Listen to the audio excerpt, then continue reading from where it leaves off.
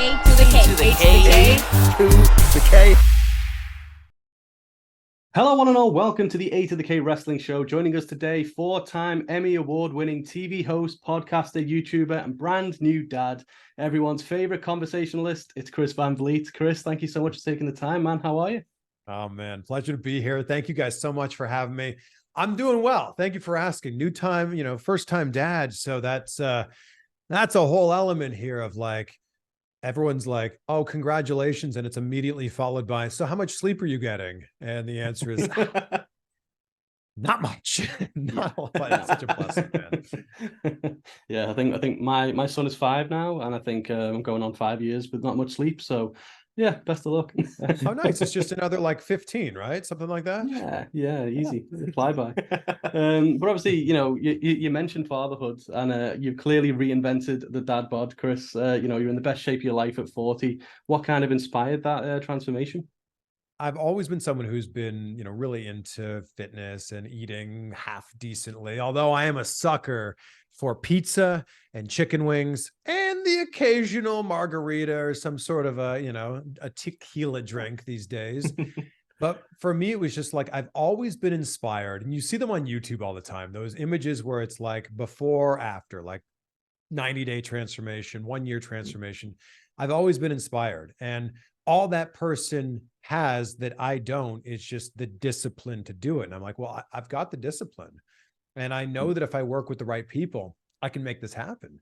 So I reached out to AJ Sims. He's at Cement Factory on Instagram. He's trained all these WWE superstars and Impact stars who have gotten to like insane shape, like Johnny Gargano comes to mind, Moose, Tommaso Ciampa, like all these guys. He's got them so shredded down. And I said, if anybody is going to help me with this, it's going to be him. And I just spun this into, it's my 40th birthday. I'm about to be a dad because our daughter's due date was right around that same time. So it's like, let's put this all together and see what we can pull off. That's amazing. So now you're sort of, I suppose, in the routine. I suppose that the training sort of always has to stay up there, but now you're sort of in the routine. Do you find it easier sort of keeping on top of, as it were, or keeping into that routine? Or to be completely honest, no. It's a lot of work. Like you always hear about these actors who make these transformations for these roles, and they always also talk about like, as soon as we were done filming, I couldn't wait to like live a normal life again, because you are truly training. Like I would wake up and the first thing I would do is drink a quarter of a gallon of water, which I still do every day. That part is stuck. But then it was immediately you go for a 25 to 30-minute walk, which is awesome. But now that we have a 2-month-old baby, like that's not as easy to do. It's also really difficult to say to my wife when the baby is screaming, like, all right, well, you got things right. I'm going to go off to the gym for push day today, or, it's a big leg day at the gym today. So I've taken a lot of the elements that I worked on during that time, and the main components are there. But yeah, I'm not eating 6 meals a day, very strict. I was weighing my rice and weighing my lean turkey breast. That's not happening as much anymore. And it's kind of nice to be able to go, yeah, that seems like a good amount of, I don't know, chicken breast or turkey breast. And also, I'm going to have some pizza tomorrow or something like that. You gotta have pizza. Gotta have pizza. So obviously we will have to hit you some wrestling questions, being a wrestling show, as it were. Of course. So I suppose we probably best start with how you first sort of became interested in the crazy world of professional wrestling. Yeah, it is a crazy world, isn't it? For me, I was a baby of the 80s. So, it'd be difficult to not be familiar with wrestling late 80s, early 90s. Yeah, true. And I just remember it being on at my grandparents' house. And it's not that my grandfather was a huge wrestling fan, but he just loved having sports on the TV. So a lot of times it was hockey growing up in Canada. A lot of times it was the Blue Jays playing baseball, or sometimes it was basketball or football. But if that wasn't on, I remember Saturday night's Main Event being on, like watching wrestling on a Saturday night and seeing Hogan and Warrior and Macho Man. And also I remember being drawn into characters like Coco Beware, Junkyard Dog, Repo Man. That was kind of my first, like just being aware of wrestling. But it was the late 90s and the Attitude Era that like sucked me right into it. And I remember a very specific moment, actually, because I wrestled in high school. So I was an amateur wrestler. And when you're a quote unquote real wrestler, you don't watch that, again, quotes, quote unquote fake wrestling that's on TV. So I was, doing the amateur wrestling in high school, and I had a really good friend of mine who went to a different school, and he was a huge WWF fan at the time. And we did this crazy thing. This is, late 90s, where if you had a good friend, you did this thing where you talked on the phone with them. Like you'd get home from school and you would call them and you would just talk on the phone all night. And I knew that at 9 o'clock, our call on a Monday night would immediately come to an end because Raw was coming on. And I remember one night I was like, dude, we're not really done talking about what we're talking about. Let me just turn it on. During the commercial break, we can finish what we're talking about and then, hang up. And I just remember seeing Austin versus McMahon as like the main storyline at that time. And I was like, oh man, this is for me. I was just so drawn into those characters and the way that the charisma just oozed out of the screen. Yeah, it was just such an electric time, wasn't it? It was just a must see every single week, like what was going to happen next. It was awesome. You mentioned funny, I think a lot of people now will talk about like, oh, the Attitude Era, it's never going to be like that again. Yeah, well, yeah, it's not going to be like that again. But what we have right now in pro wrestling is pretty special. And I think the interesting thing just about like hindsight and everything like that is you don't really appreciate something until some time has passed. So I'm trying to do the best I can right now to be as present as I can and realize that, man, between AEW and WWE and New Japan and Impact Wrestling and everything else going on, pretty great time to be a wrestling fan right now. Oh, yeah.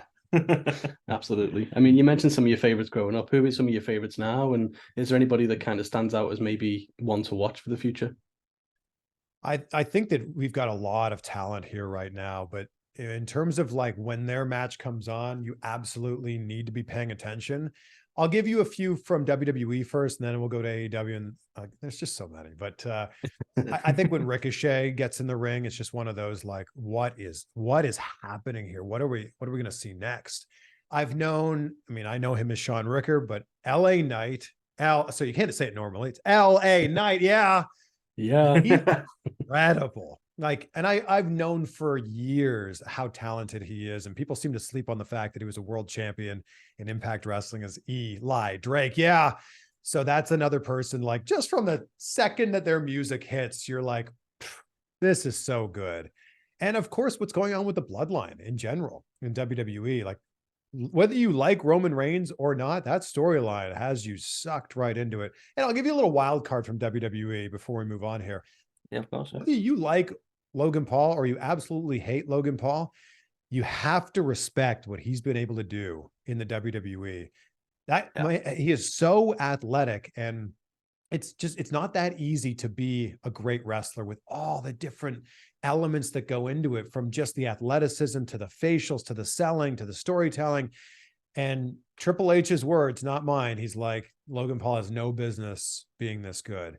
In AEW, I don't like him, but MJF and what he's doing right now with this Adam Cole storyline, man, it's so incredibly impressive. And I every single time that he's on the TV, you just have to be tuned in to see what he's doing. Also, Sammy Guevara, he posted this thing on Instagram today where it was like all the moments that he's been a part of since he started on Dynamite 200 episodes ago. And you think about it, and you're just like, man, that guy creates moments. And I feel like that's a person we're going to be talking about for many years to come. And then, of course, Will Ospreay, who I personally believe is the best wrestler in the world right now, bar none. 100%. Yeah. So obviously Carl mentioned sort of the top of the show that's you've obviously recently had a daughter. So I suppose I'm just wondering, are you going to be introducing your daughter into the world of wrestling when she's at the right age, or? Oh man, I haven't thought about this yet. That's I guess probably, but I wasn't allowed to watch wrestling growing up. I don't think I'm going to put these very strict parameters on my daughter, but who knows? Yeah. She's like, 62 days old at this point in time. I think at some point in time, she'll watch wrestling. I'm sure we're going to have to get through a lot of Coco Melon and Miss Rachel and nursery rhymes until we get there. But yeah, I'm sure at some point in time, maybe that's 10 years from now. But I can't wait to take her to a show. I think that's going to be such a cool thing to be able to take her to a show and that to be like a tradition that we do. Yeah, I mean, absolutely. Maybe start off with some WWE instead of the blood and guts and the violence. Save that until she's a couple of years older. I mean, yeah, I mean, and that's actually an interesting thing about going to a WWE show is it's very family friendly. And I didn't really care about that at all growing up. And now that I have a family and a daughter, I'm like, oh yeah, that's that's a thing that they do. Yeah, definitely. Yeah, it's awesome. So just looking back, when you've obviously mentioned AEW a couple of times, but I know that I think from a recent interview with Cody, you mentioned about obviously when AEW started that you were actually doing some work with them, and obviously the Cody paying you through PayPal for your services. So I just wondered sort of if we could talk about how that opportunity come about, and sort of was there an option to carry on working for them long term? Is that something you sort of wanted to do or maybe chose not to do, sort of thing? So when 2019 came around, I was really starting to go, putting a lot more emphasis and being more intentional about my YouTube channel. I think the year before I had done 20 interviews, 17 interviews on my YouTube channel, wrestling interviews. And I was like, what if in 2019 I could do 50? That'd be one a week. And I really started going out of my way to do wrestling interviews. And one of the big ones at the start of 2019 was I did the first interview with Chris Jericho after he signed with AEW. It's that interview where we're sitting in the back seat of his car talking about you said you'd never leave WWE and look at you here, and really interesting conversation. That led to an interview with Tony Khan a few months later. Those interviews then led to interviews with Jack Perry and Luchasaurus and Cody and the Young Bucks. And I was doing a lot of interviews in 2019 before Double or Nothing, and then certainly before Dynamite, that were getting hundreds of thousands of views. And I just randomly got a message from someone at AEW, and they were like, hey, would you want to be part of the first episode of Dynamite, October 2nd, Washington, D.C.? And by the way, that knowledge is not public right now. We haven't announced where it is, but do you want to be part of it? And I'm like, oh my gosh, you're trusting me to not put this information out. And I've never been someone who's leaked information or even really reported information. I've just had people on my show talk about things that happens to sometimes make headlines. But I was like, of course, yes. And that was all it was. It was one episode to be part of this historic night, the first time that wrestling is going to be on TNT for the first time in almost 20 years. And I got to be a very teeny tiny part of that moment. That was so cool. And then out of the blue, they called me a few weeks later, and I was part of the episode in Charleston, West Virginia. I think it was the 5th episode of Dynamite. And I did something with the Rock and Roll Express. And I was just like, yes, it's amazing. Of course I'll be there. So that was it. And I'm honored, absolutely honored that I was able to be part of that. And who knows? Something may come down the line, whether it's with AEW or maybe it's with WWE or any other wrestling company. I'm certainly never going to say no. Yeah, it shows the importance of saying yes to opportunities, doesn't it? You never know what may happen. Indeed. So obviously you mentioned you are headed to SummerSlam this weekend. What are you kind of most looking forward to about the show, and also about your time in Detroit? There's something about SummerSlam that's just fun. They call it the party of the summer, and it's true. There's just an atmosphere around it that's really fun. I love the way the Bloodline storyline has turned into Jay versus Roman. I don't think there's a wrestling fan on the planet that thinks the ending is going to be anything other than Roman Reigns walking out with the championship and continuing to hold it for a while. That doesn't mean it's not going to be a great match. And I'm so excited to see how that match plays out. But the match I'm most excited about is Logan Paul and Ricochet. There's some sort of chemistry that these guys have figured out that when they're together, they always create magic. And I kind of feel like Logan Paul is like the new Shane McMahon. He goes into these matches. You don't really care if he wins or loses, but that he's going to create a moment. And we're going to be talking about, in Logan Paul's case, 4 months. In Shane McMahon's case, 4 decades. And that happens every single time Logan Paul gets in there. So I can't wait to see what those guys do. Yeah, I think he said he was trying to make it the most viral match ever. So they've got something crazy planned. I just hope he doesn't get really injured one of these days, because He's trying some crazy stuff. Yes. Yeah. So obviously, while we're talking about SummerSlam, about the bloodline and Roman's reign, as it were, I just wondered, do you have any particular sort of picks for who you'd have sort of maybe as a candidate to dethrone Roman, and similarly Gunther as well, who's also on a quite a run with the IC title? Mm-hmm. Well, let me just put this out there. There seems to be some weird rumors that The Rock's going to show up at SummerSlam, which makes no sense considering he is an actor in the SAG union and they are on strike, and like that's not going to happen. I feel like we need to just like shut that down right now. That's not happening. It could be The Rock at some point. I feel like coming out of WrestleMania 39, it was certainly like, all right, Cody's going to get this opportunity. Maybe it's SummerSlam. And then I don't know, that storyline has shifted and changed a lot. And now they're on two completely different shows. It feels like sitting here right now in August of 2023, it doesn't look like Cody's going to finish the story with that championship just as it sits right now. You know, I've got, they're on two completely different shows right now. So that would have been my pick. I still think that he'd be the odds-on favorite at some point in time. But look, I think Roman Reigns holds this championship well into 2024.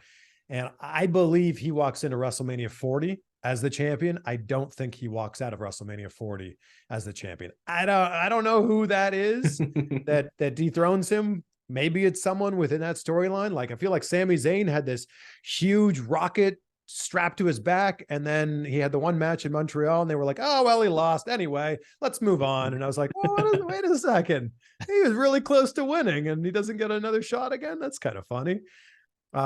For as far as Gunther goes, I think that he well surpasses Honky Tonk Man's record. He has made the IC championship feel relevant again for the first time in a while. I was trying to think back, like, when was the first time the Intercontinental Championship felt like a match that you needed to watch? And I think for me, it was when The Miz was holding it on the run that he was on. That was a really good one. I don't know who it is. Drew seems like that would make sense there at some point in time. Maybe something with Sheamus. I don't know. Like, I feel like it's something around like a big star, a well-developed star. But I don't know.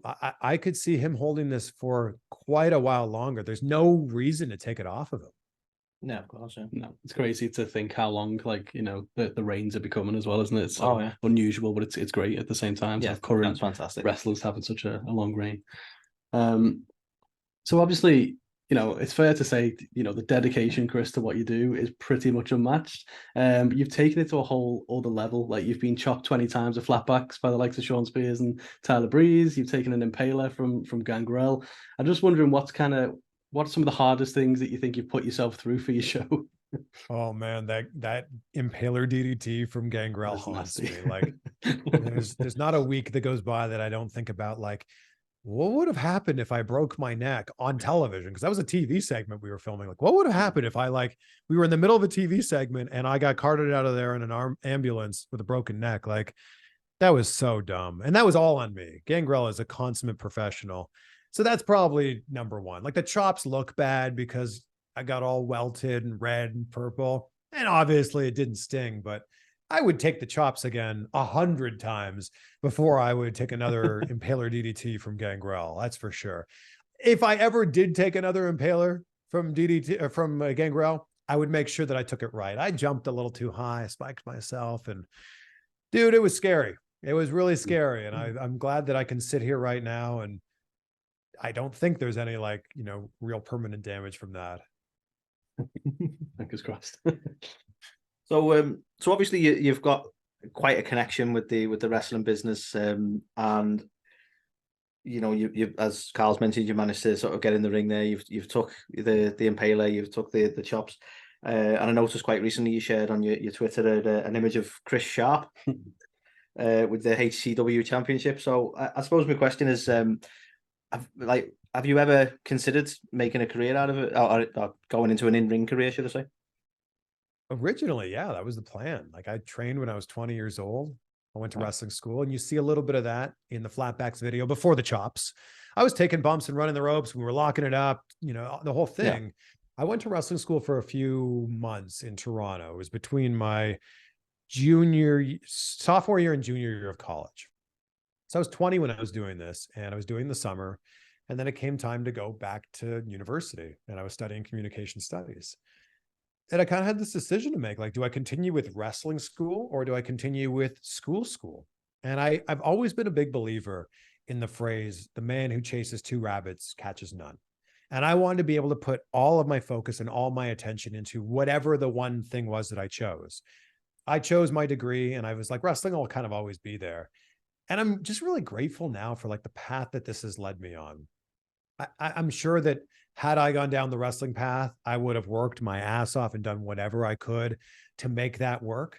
But this was also 2-3, and the independent wrestling scene wasn't nearly what it is now or what it would have become 10 years after that. The internet wasn't quite the same. Like YouTube wasn't a thing at that time. You couldn't really share your matches. So I just don't think that for me, the timing would have been right. And here we are, 20 years later. I certainly don't want to get in the ring and have a match now. And I've had offers. Like my good friend Ethan Page was like, dude, if you want to have a match, I'll make you look great. And I'm like, of course you'll make me look great. Like you're so good, but I'm going to make you look awful. So no, let's not do that. I'm going to leave that to the professionals. And I also will say that like, it's kind of nice now. I'm 40 years old and I get out of bed and my knees don't hurt. My back doesn't hurt. My neck doesn't hurt. And all my friends who've been doing this as pro wrestlers for the last 20 plus years, unfortunately, they can't say the same. No, it does. It takes its toll, to be fair. I am curious, though. I've got one question for you. If WWE were to contact and let's say they wanted to pitch YouTube star turned wrestler in Logan Paul versus YouTube star turned wrestler in yourself, would you go for it? I would, here, I'll reenact it. I'll be like, hello? Oh, do you have the wrong number? This is Chris Van Vliet. Do you have the wrong number? Like, I feel like if Logan Paul is going to have a match, it'd be against someone far more important than me. But if they did not get the wrong number and they intended to call me, yeah, of course. Yes, for sure. Although I will say that me, who has no experience and 0 matches under my belt, and Logan Paul, who I believe has 6 matches under his belt, I don't think that's a match anybody wants to see. like the reason that Logan Paul has looked so good in those matches is, yes, of course, he's put in the work and he's extremely athletic, but he has people like The Miz guiding him through these matches, or like Ricochet, like guys with 20 plus years experience that are going to go like, do this thing, then do this thing. Or like Shawn Michaels literally walking him through like, this is this move, then this move, then this move. Me and him together in the ring are not going to be calling this on the fly and figuring this out. This is going to be one of those where people would go, why would they do this? Fair. That's a fair response. I mean, it's been amazing to see kind of the bromance that's been developing between you and The Rock. I mean, as someone who was there as an 18-year-old at WrestleMania 18, watching Rock and Hogan, how is it surreal now when you just get to kind of just have a chat with Dwayne The Rock Johnson? Yeah, he's the best. He's the best. And he was at the top of my bucket list of people that I wanted to do an interview with. And I was fortunate, 2012, I did my first interview with him. And it was in a wrestling setting. That was what was so cool about it. It was backstage at Raw when we were in Cleveland. He was preparing for his match with John Cena at WrestleMania 28. And it's like, oh my gosh, like not only am I getting an interview with The Rock, but I'm getting an interview with The Rock in the setting that I became a fan of The Rock in. Like I was a huge fan of The Rock in late 90s and early 2000s. And, for what it's become now of like, I've interviewed him 10 times. He's been nothing but incredibly kind. And he has this really unique star quality about him where he makes you feel really special he's self-aware enough to know, yeah, this is a big moment and we're both on camera here, but I want you to share some of this spotlight. So that's been really cool. And when I saw him for Black Adam, I hadn't done an interview with him, I think in 4 years. And he saw me in the hallway before the interview and I saw him from a distance and I just waved to him. I thought that'd be it. And I was with my good buddy, Jake Hamilton, who also does celebrity interviews. And Rock came over, gave us both a big hug. Hey, it's so good to see you. Chris, you still living in Miami? And I'm like, what? How do you remember? Like, you remember my name and you remember where I live? Crazy. And I'm like, no, I'm actually living here in LA now. And he's like, oh, that's great, man. Really good for you. This is the place for you. And I'm like, insane. And I actually remember one of my friends who had seen this conversation happening, and he walked up to me after and he goes, let me get this straight. Did I just watch The Rock making small talk with you? Not the other way around. And I'm like, yeah, I can't believe it. He's the best. They say you shouldn't meet your heroes. If your hero is Dwayne Johnson, try to find a way to meet him. Love it. That's awesome to know. Nice to know he's such a humble guy, because he certainly seems that way, doesn't he? So it's awesome to see. So obviously, aside from The Rock, you've had your chance to interview pretty much a who's who of wrestling and Hollywood as well. So who would you say? I know it's probably a difficult one to answer, but who would you say is the sort of the most famous person that you've sort of made contact with? I mean, other than The Rock, who was number one. After I interviewed The Rock, I was like, well, who do I want to try to interview next? And it was Tom Cruise. And I was so fortunate to be able to interview Tom Cruise for the last Mission Impossible movie. And they premiered that in Paris. And there's this great photo. It's actually, I have a wall here just behind the camera of like some of my favorite moments in my career and some of the people I've been fortunate enough to share a conversation with. And there's a photo of us standing in front of the Eiffel Tower, red carpet behind us. That guy is the biggest movie star in the world for a reason. He is so incredibly present when he speaks to you. And even though there's thousands of screaming fans there, he makes this moment so special, and it's just you guys talking. So I think I'd say it's got to be him. Yeah. Is there anyone, like, obviously you mentioned kind of bucket list celebrities and things like that. Is there anyone that you kind of didn't necessarily have super high expectations for, or you just happened to interview and ended up just, completely becoming one of your favorite interviews that you've ever done? I'd say that happens a lot, like more often than I would expect. And I think the thing is, part of it is you've got a camera, you've got a microphone, like they're very aware that this is going to, make the rounds and be seen by everybody. But I also think that sometimes we just see, I'm going to speak about actors here. You just see them in a role. And that actually goes hand in hand with what wrestlers do too. Like so often you just see them as the character that they play on TV. And I think that sometimes when you meet the actual person behind it, you're blown away by like, oh, wow. Like I knew they were going to be nice. Like they have no reason to not be nice to me, but they were like exceptionally nice. And I've had a lot of those moments where you just walk away and you're like, that was cool. Like, I can't wait for whenever the next one happens to be. That's awesome. So speaking of the next one, I'd have to ask, is there anyone that you haven't had the opportunity to sit down with yet who may be sort of on your bucket list or would be a dream guest of yours? I think there's quite a few. And one of my editors was like, man, you've interviewed everybody now. Like I was fortunate to be able to interview The Undertaker a few months ago. He's like, now that you interview The Undertaker, dude, you've done everybody in wrestling. There's nobody left. And I'm like, actually, I've talked quite a bit about how I want to do an interview with Vince McMahon and just like find out like what really makes him tick, like who he is as a person. But I also haven't been able to do interviews yet with like Bret Hart, Shawn Michaels, AJ Styles, Brock Lesnar, Edge. Like there's quite a few in the wrestling world. And in the celebrity space, there's a bunch too, but I'm right now with Oppenheimer being such a big film, and I'm a huge Christopher Nolan film fan. I feel like everything he makes is a masterpiece, and I haven't had a chance to talk to him yet. So whatever Christopher Nolan's next film is, I would love the chance to be able to talk to him about that. Absolutely, there are some great choices. If you end up speaking to Brett, then give him my number. I'd love to speak to Brett. I got you covered. I think what's also been funny on the Twitter and stuff the last couple of weeks is people have been discovering kind of your movie cameos. I'm just wondering what kind of, have you got like a favorite movie experience from being on any particular set, and is it something you kind of want to do more of?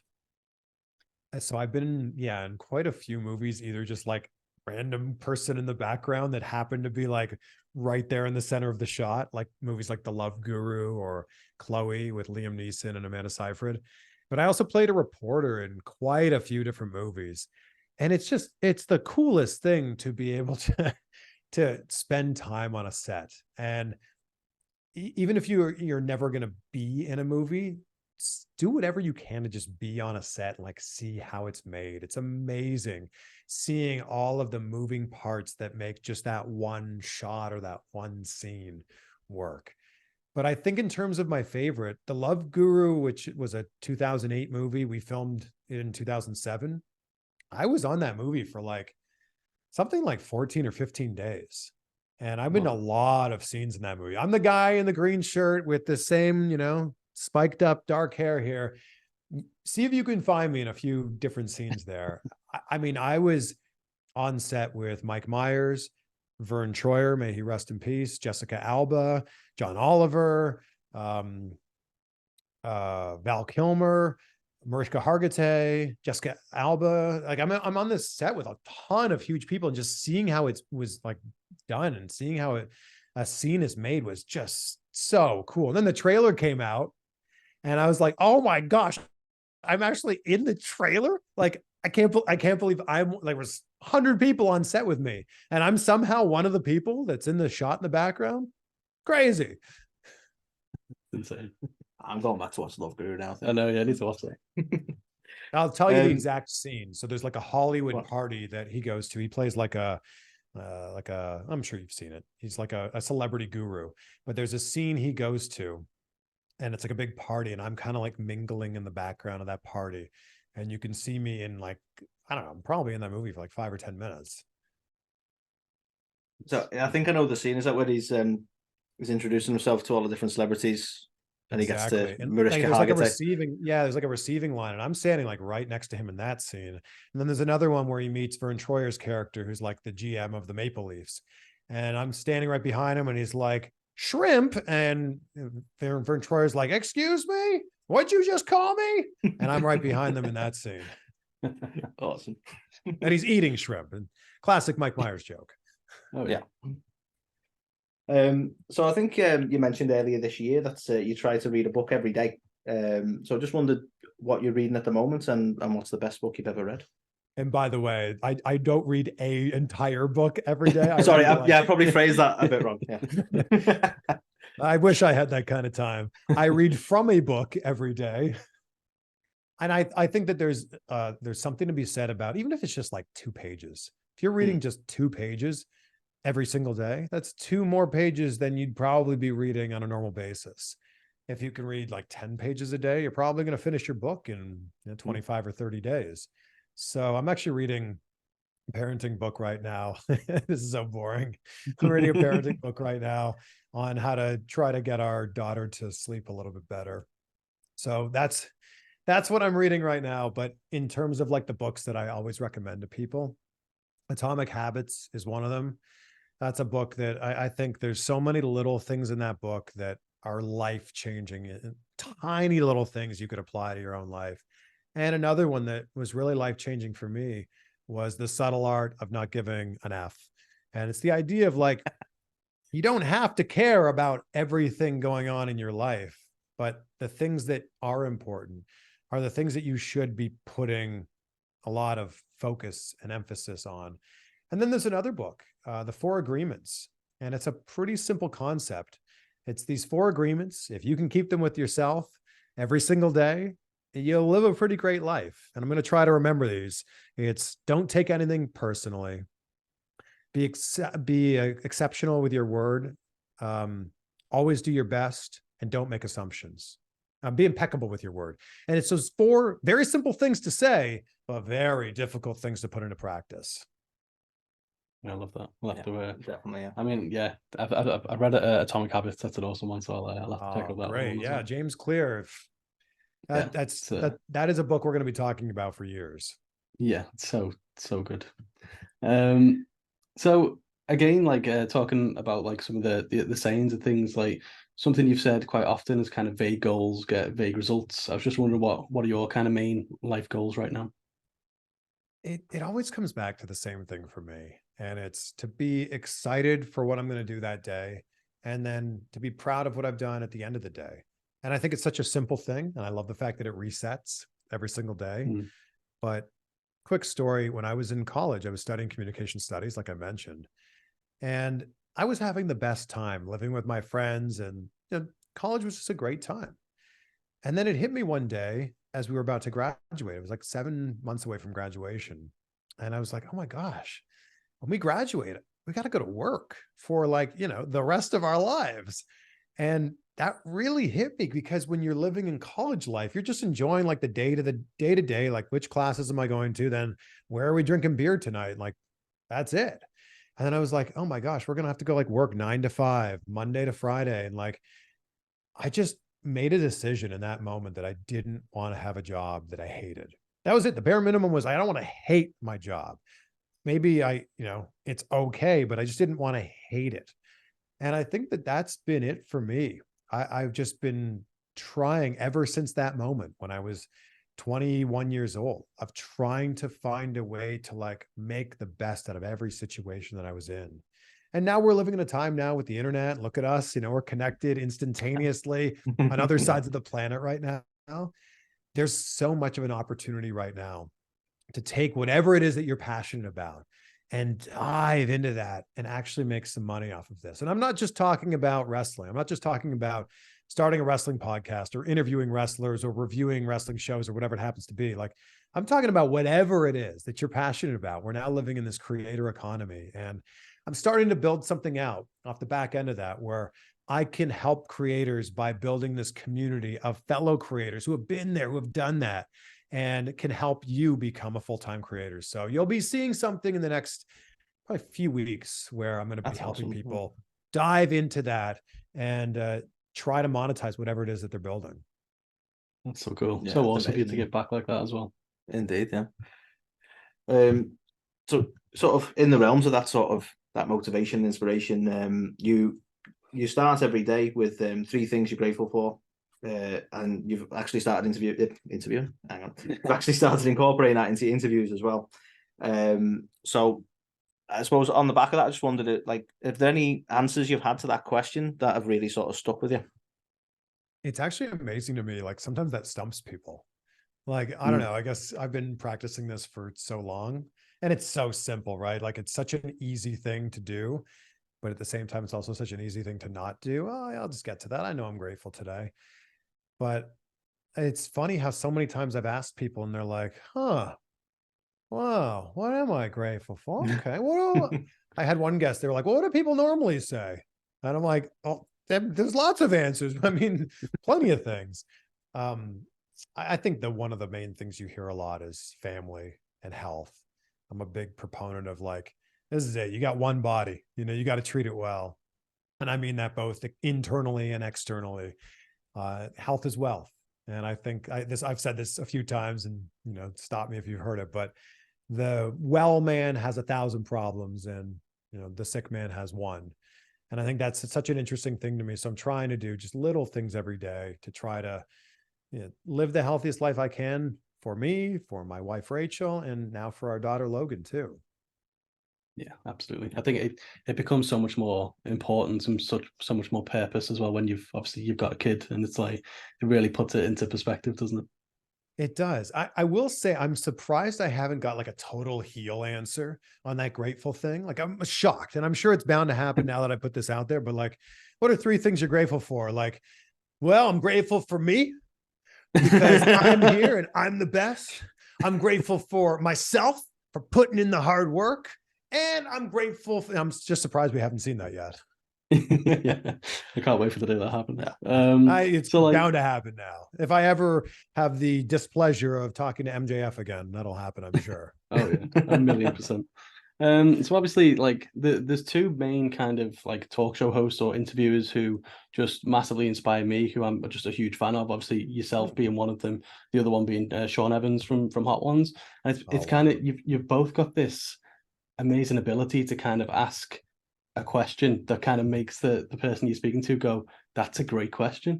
And it kind of like, kind of stumps them a little bit, and they kind of really respond well to that. I was just wondering what your kind of research process is and what kind of goes into the planning for when you conduct interviews.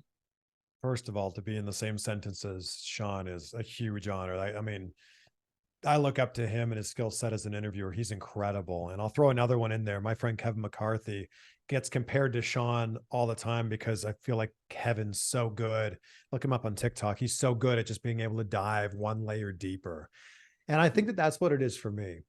It always starts from curiosity. It always starts from like, if it's a wrestler, like, just broadly speaking, just looking at their career with a broad stroke, what are the few main points that I would be curious about? And then you start to dive in a little bit deeper from there. Or if it's an actor, you're like, okay, I'm curious about this one element here, and how can I tie that into the film that they're currently talking about? But it always starts with curiosity. And I'm trying my best every interview to ask a question that hasn't been answered before, or to ask a question in a way that it hasn't been asked before. And I try to make it flow in the conversation. Like it's hard. Sean Evans, has the ability to, like, this is question number one. Now we're going to eat a super hot wing and sweat and, puke and swear. Now we can move on to another question in the style of interview that I do and you guys do, and like the podcasting style. You got to, kind of keep it flowing. And it's hard to go from, this area here to a completely different topic here without a smooth transition. So I'm always trying to find a way to go, all right, if we talk about this element, then maybe that works into this. And, oh, they just said that. So let's bring up this question that I was probably going to ask later, but that fits into this, puzzle piece right now. Larry King said it best. He said, I never learned anything while I was talking. And I've tried to focus my best efforts on listening to what the person's actually saying and being engaged in the conversation. If you were to bump into someone at the grocery store, later on today, you wouldn't be like, okay, well, I'm going to ask them this question. And then while they're answering, the next question I'm going to ask is this. You would just be there and you'd be like, oh, cool. Wow, I didn't know that. So that thing you just talked about, let me ask you another question about that. And I think that too often people don't do that in an interview. Yeah, that's really, honestly, that when you said about sort of picking up on something that you were going to ask later and bringing it forward, that kind of hit home, because that's one thing that I think both Carl and I really panic about and bump into each other on, because I'll sure. I'll jump ahead sometimes, and then that kind of almost affects our flow a little bit. So yeah, it's well, there's a different dynamic of having two interviewers too, like, because you're kind of ping-ponging off of each other. I'll ask one, you ask the next one, and so on. It's hard when someone skips ahead and you're like, that was going to be my question. What are you doing here? Yeah. It's a lot of mental gymnastics going on, isn't there? I think. So moving on, and again, smooth transition here. What are your thoughts on obviously we're from the UK, so on the UK and the British wrestling scene? Is it something you've had a chance to sort of come over and see? And I know you mentioned Will Ospreay earlier, but is that something you've sort of seen very much of? I have yet to see a live match in the UK, and I feel awful about this because you guys have some of the best wrestling on the planet. So that my next trip to London, that'll definitely be what I do. I don't, no matter where I am, what I'm doing in the city, I will find my way to a wrestling show. So that's for sure going to be a thing that's happening. I think AEW is doing a great job here with All In. They're putting a lot of eyes on the UK specifically. And I said this before. I was like, I feel like Tony Khan and AEW are going to sell a bunch of tickets there, and Vince McMahon's going to be like, oh, that's interesting. Let's have WrestleMania there. And I kind of feel like that's what they're teeing up here. I don't know. I don't know how many people know the process of getting WrestleMania, but the host city has to pays WWE for the privilege of paying for it. I feel like John Cena coming out there at Money in the Bank was kind of Vince McMahon's way of pushing London to go, look how much interest there is. Look how much money your city could make from this. I honestly feel like that's all that was. That was just them going, here you go, make us an offer. Looking at some of the news we've had over here, I think it might have worked. We've had a lot of our UK politicians saying that they would very much support it and the like. So they're obviously the keys to the money. Yeah, the amount of money that would come into the city from all the people that are flying in there and eating there and staying there and doing all the other things around. I mean, it's smart. Any city that hosts WrestleMania is bringing a huge amount of money into the economy. I don't think, I'll put this out there, I don't think WrestleMania in London's 41. I have a feeling they're going to go to Las Vegas first. Brand new stadium there, Allegiant Stadium. Vince McMahon loves to set records in new stadiums. He just did it in SoFi Stadium here in LA. I feel like they're going to go to Vegas, set or break the record there, and then, go on to wherever it's going to be in London. Yeah, absolutely. I think Yeah, I mean, All In itself is going to be huge. Like, Oh, yeah, even that- Clash of the Castles. So there's definitely, a lot of And Money in the appetite Bank. for it. Money in the Bank was Money in the fantastic. Bank. Indeed, yeah. Yeah, That's it. We're hungry for it. We that's want it. more. We are. And if you do come over, don't you should try and come more north as well. Check out Liverpool, not just London. Everyone always does London that. Beatles, yeah. Come to the northwest. That's where the best wrestling How is. far are you guys from London? Ooh, probably A while. 4-5 hours, About maybe. 5 hours, yeah. Yeah. On the tube? That's driving. Driving, yeah. Probably Yeah. about 2. To be honest, I think 2 like hours on the tube. you're from the States, so it probably doesn't sound that Well, far for yeah, you. but- but- hey, I'm from Canada. I'm from Canada. Sorry. You're currently you're in the States, and Yeah, I don't currently think live is in a. Europe, yes. I think that's one of the biggest differences, that you're probably not afraid of quite a long journey, whereas we're like 5 hours is quite a long journey, and we're like, that's too much. But that's literally to the other end of the country for us. Oh yeah, no, like day-long road trips here are a normal thing. In fact, Yeah. just to get out of the state of California would take, like 4 hours to Las Vegas and then 5 hours to Arizona. So I mean, these are just normal things. It's insane when you think Yeah. about it, isn't it? So we can't, like, by comparison, we can't really complain about the I distance. know, yeah, where they're like, oh, it's 5 hours away. But the cool thing about being there is you're also so close to all these other countries. Like you're a train ride away from, I don't know, you tell me, 5-10 countries. Oh yeah, like Yeah. I'm literally we're driving to Paris like this weekend Like, to go doing that, to that's Euro what I'm Disney. saying. So Drive to Paris. drive to Paris. What I'm talking about. Très bien. That's incredible. I remember I took the Orient Express from Venice to Paris, which was crazy. And then we took what's the Channel? Is that it? Yeah, like it was like the Channel Tunnel. It's now like the Euro Tunnel, isn't it? Oh yeah, sorry, Yeah. I think they have renamed it. From Paris to London. I was just like, this is amazing how close all this is. Yeah, it's kind of cool. Yeah, Yeah, we're complaining. So yeah, 5 hours will be nothing. Come to the northwest. But I do want to ask you. Episode 500 of Insight is fast approaching, and you did mention there may be a special guest. I was wondering if any kind of scoops or what we can expect on episode 500. I had such an interesting thought process leading into episode 500 because I haven't really celebrated any of the milestones publicly along the way. I've privately celebrated, like, man, we hit X amount of downloads, or hey, we had, this guest, or episode 100, 200, 250, and so on. But 500 is a big one. And the show started a little over 4 years ago, and it's grown into what it is now. And it's continuing to grow. I'm so grateful for the audience that shows up every single week, both on the podcast and on YouTube. So I'm like, what do I do here? Like, do I have a big show, or like we're like live in front of an audience and that's episode number 500? Do I just go, it's another guest, on to the next one? We're going to do another 500. No big deal. But I will tell you this. I've already recorded the interview. It was an interview I did in person. It's someone who is an absolute legend. You will for sure be like, oh yeah, I get it. I see. And it's someone who has been, a big part of my career. So you'll see when this episode comes out next week, you'll see exactly who it is. And you'll go, oh man, I get it. That's amazing.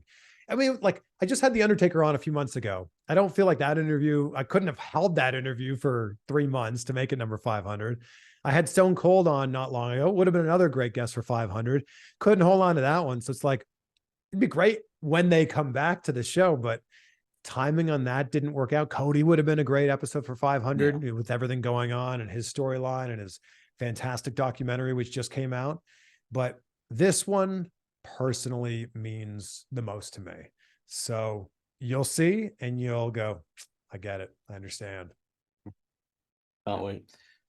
So as you mentioned, obviously episode 500 is a hell of a milestone. And then, looking back to 2007 when you did your first interview with Bobby Lashley, I just wondered, what are some of your biggest sort of takeaways, or the main things you've sort of learned, sort of compared to when you started to where you are now? Oh man, I look back on my interviews even just from a few months ago, and I kind of cringe a little bit. Like, and I think that if you don't, you're not heading in the right direction. So That's good to know. I think it's important to constantly be improving and trying to get better every single episode. But when I look back to that interview with Bobby Lashley, or even earlier than that, like I started in radio in 2004, started in TV in 2005. I was just figuring it out. And I'm really lucky that I was figuring it out in a smaller market And I was on in Peterborough, Ontario, Canada. It was local news. And I was able to make the mistakes there and not in front of a big audience, certainly before YouTube. So I was able to make these mistakes kind of on my own, learn from them, and then kind of move forward. But I think in terms of just being a personality, like being comfortable in front of the camera was the biggest thing. That took a while. I remember in that very first TV job, you wore all the hats. You wrote, you edited, you produced, and you were also the camera person. So you're doing all of these things, and it's amazing to learn all those different roles. But I was also trying to, like, while I'm learning to be an editor and a writer and a camera person, I'm also trying to learn how to be an on-air personality. And I remember I would take my camera, my tripod, and like set it up like a mile away from where all the activity was, just so I could like work through the 12 seconds of script that I was going to say on TV. And I think that was getting comfortable on camera. Yeah. And now we walk around with, a camera in our pocket all the time. If you want to be a creator, just take that thing out, like take your phone out and just turn the camera on selfie mode and just get used to seeing yourself on camera. Get used to hearing yourself on camera. And I think that was a big thing for me, was just like, okay, I look like that and I sound like that, even though I don't think I do. That's how the rest of the world sees and hears me. Okay, well, let's move forward from there. That was a big learning thing for me. It's fascinating to know, isn't it? I think, to be fair, like we've had stuff where it's gone on like Reddit and stuff, and you've had comments saying I can't even understand a word these guys. Yeah, it's like, so we have like the accent barrier as well, which doesn't help. But obviously there are so many kind of podcasts and like YouTube channels and stuff that crop up. It feels like every week at the minute, and even people from within the business are kind of creating their own and things like that. I'm just curious, from obviously someone so successful as yourself, like, have you got any advice for those? And maybe this might come from obviously the thing you're working on at the moment to kind of give back a little bit, but have you got any advice for those kind of starting out in the kind of podcasts YouTube game? I think the first step you've got to take is to actually start. Like, that's a huge thing. So many people talk about starting a podcast. So many people dream about it. And then they get caught in the like minute details of like, what's the graphic going to look like? What are we going to call this show? Just start. And be very well aware that not a lot of people are going to listen to episode 1, and very few more are going to listen to episode 2. And then slightly more will listen to 3, but like, you're not going to have a lot of people. And I really think that you just got to keep doing it. You got to show up. So if you're doing a weekly podcast, set a day, set a time, and always show up. If it's every Tuesday at noon, just always put out an episode every Tuesday at noon. And if you start showing up consistently, your audience will also start showing up consistently. And I really think that podcasting doesn't begin till you get all of those episodes, under your belt and out there into the world. And you got to keep moving forward from there. So I think that that's the biggest thing. And also on top of that, perception is reality. If you have a show that sounds like crap and looks like crap, people are going to think that your show is crap. So you guys have a great microphone. You've got great lighting here. Look at these graphics, like that handsome man on the wall there behind you. Incredible. This type of stuff I think is really important. That doesn't need to be a day 1 decision or even an episode 6 decision, but start to put some money aside to buy a half decent microphone, or put some money aside to buy a ring light. I think that that's a really important thing to do. Awesome. Thanks for that. So great to hear that advice. Awesome. So I'm just quite aware of how much of your time we've taken. So finally from us, Chris, if there's someone out there who hasn't discovered your channel yet, I just wondered if you could sort of let our listeners know sort of how they can find your good self on social media, YouTube and the like. Well, for that person, I would say thank you for listening to this entire interview for having no idea who I am. So I hope that maybe now you want to go check out one of my conversations. So wherever you're listening to this right now, you can go find my podcast, Insight with Chris Van Vliet. On YouTube, it's just my name. And also on social media, it's just my name. If maybe you just want a little, taste test, go check out my CVV Clips channel on YouTube. We're at almost 300,000 subscribers on there. So nice. You can find some, fun moments or memories on there. And yeah, guys, thank you so much for having me on. No, thank you so much for being here, man. And yeah, safe travels to Detroit. I hope you really enjoy SummerSlam. I'm looking forward to it. Should be good. And hopefully we get some good content out there too. Fingers crossed. Yeah, thank you so Awesome. much, man. Thanks again, man. Appreciate it. All right, thank you.